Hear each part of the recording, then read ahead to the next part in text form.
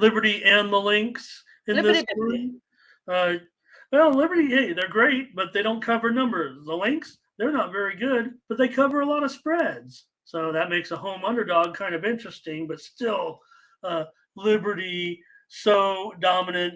The Lynx are one of the most improved teams. Let's just say, this season. Let's give them credit. They're kind of back to being the Lynx a little bit, and they've always been a strong team later in the season. Liberty here, they're favored up to 11 now at some spots.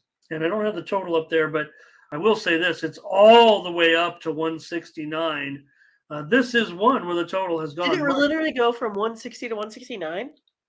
Oh, no. That's wrong. Never No, mind. but it was, I think it was. 167 to 169. Yeah, and it might have even been a little bit lower, or maybe the send out was, but if anything, this is a move to the over. Yeah, Against teams that go over, quite frankly. yeah, that's Liberty, and I would say Storm teams are the ones I have the most trouble with, it seems. They're so kind of up and down.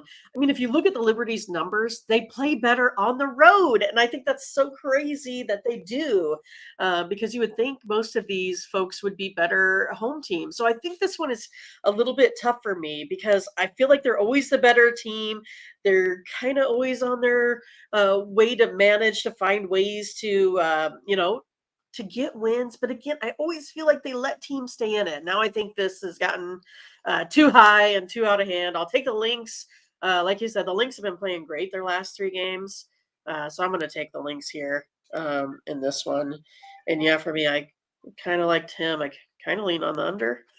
I know, I do too. And it's scary because look, these two teams do go over a little bit more than some of the others. We're talking about all these unders been starting to happen lately, but they're going to start to move the total higher. Maybe I get it. In the Liberty, Stewart's going to again probably a monster game. Yeah. The whole front court.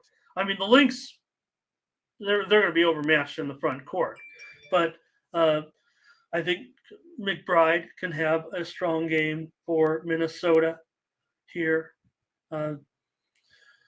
Juha is a game time decision that does concern me a little bit. I'm gonna take the Lynx with you. They cover spread.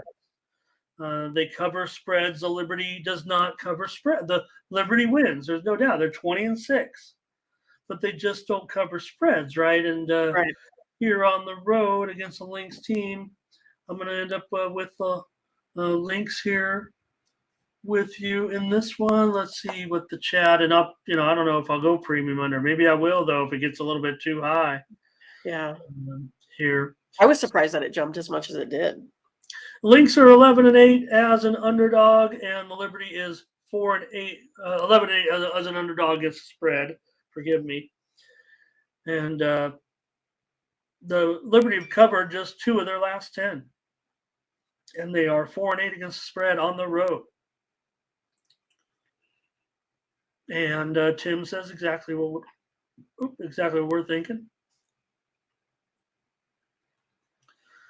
Great comments, Tim. Appreciate you being a contributor here for the WNBA segment. We need more of that. Great to have you. Jamal, kind of maybe the opposite of us here. Right.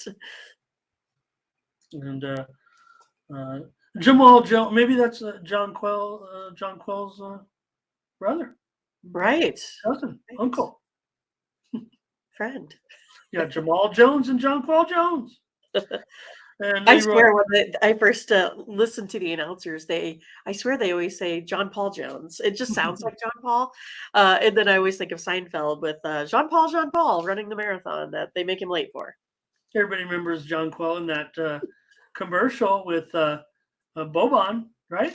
When John Quell Jones can't reach the top shelf of the supermarket. So that's Boban, what it is. Okay. Okay. Funny. All right, Mindy, we'll take the Lynx here for another WNBA play today.